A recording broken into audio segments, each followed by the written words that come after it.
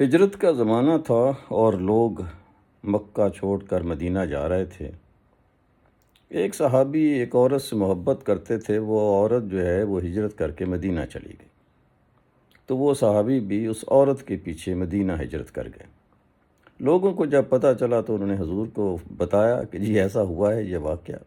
تو آپ نے فرمایا انما الاعمال بالنیات، جس نے اللہ اور اس کے رسول کے لیے نیت ہجرت کی اس کے لیے اللہ اور اس کا رسول ہے، جس نے عورت کے لیے ہجرت کی اس کے لیے وہ عورت ہے۔ اور پھر آپ نے منع فرما دیا کہ اس صحابی کا نام کسی کو نہ بتایا جائے، اس کی شہرت نہ کی جائے، اس کو نہ، آج تک اس صحابی کا نام کسی کو نہیں معلوم، لیکن یہ جو ہے حدیث وہ سب کو معلوم ہے، انما الاعمال بالنیات۔ تو اس کا اور بھی معنی نکلتے ہیں کہ جو چیز جو چاہتا ہے جو شخص جس کی نیت رکھتا ہے وہ اسی کے لیے ہے۔ اگر کوئی شخص جو ہے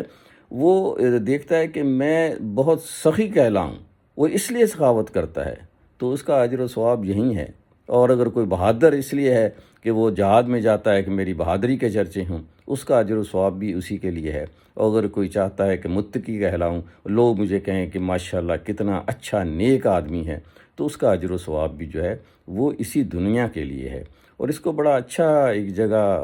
بتایا قرآن میں، کہ قرآن کہتا ہے کہ کچھ لوگ ہیں جو چاہتے ہیں کہ ان کو یہ دنیا ملے تو ان کے لیے یہی ہے سب کچھ، اور آخرت میں اس کا کوئی اجر و ثواب نہیں۔ اور کچھ کہتے ہیں کہ ربنا آتنا فی الدنیا حسنۃ وفی الآخرات حسنۃ وقنا عذاب النار، ان کے لیے دنیا بھی ہے اور ان کے لیے آخرت بھی ہے، اور وہ عذاب سے بھی ان کو جو ہے وہ پناہ میں۔ تو جس طرح کی نیت ہوتی ہے اس کا دار و مدار جو ہے، اس طرح کے اعمال جو ہیں اس نیت سے تعلق رکھتے ہیں، اور اللہ تعالیٰ اسی طرح اس کو اجر و ثواب عطا فرماتے ہیں، یا وہ دنیا بھی اور آخرت بھی دونوں مانگتے ہیں، اور یا وہ صرف دنیا مانگتے ہیں۔ اللہ تعالیٰ ہمیں جو ہے یہ توفیق دے کہ کام جو ہیں وہ لوگوں کے دکھاوے کے لیے نہ کریں، اللہ کی رضا کے لیے کریں۔ جزاک اللہ، خوش رہیں، استغفر اللہ ربی من کل ذنب واتوب علیہ۔